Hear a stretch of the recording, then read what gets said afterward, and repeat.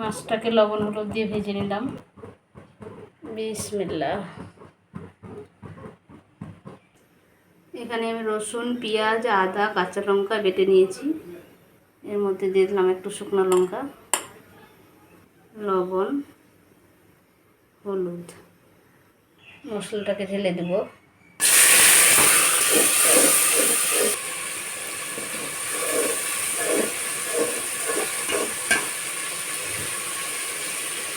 সজনা আর আলুটাকে ঢেলে দেব।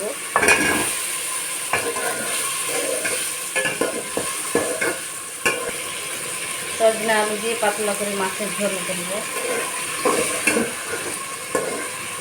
মশলাটা কষানো হয়ে গেছে, এবার আমি সরষে বাটা দিয়ে দেবো। সরষে বাটাটাকে একটু নেড়ে চেড়ে জল দিয়ে দেবো। বেশি কষব না, তাহলে পুড়ে যাবে।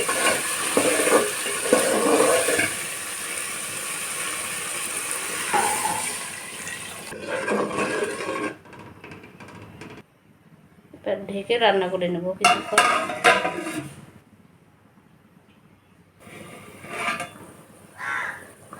এবার ভেজে রাখা মাছটাকে ঢেলে দেব।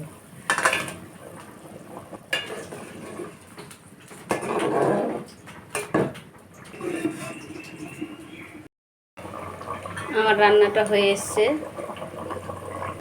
এবার আমি কাঁচা আম দিয়ে দেবো। কাঁচা আম দিয়ে বেশি ফোটাবো না, অল্প একটু ফুটিয়ে নামিয়ে নেব।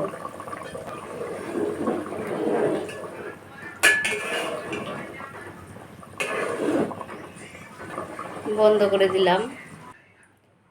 সজনা আর আম দিয়ে পাতলা করে মাছের ঝোল, দেখেন কত সুন্দর হয়েছে। এইভাবে আমার মতো একদিন রান্না করে দেখতে পারেন, ইনশাআল্লাহ ভালো লাগবে।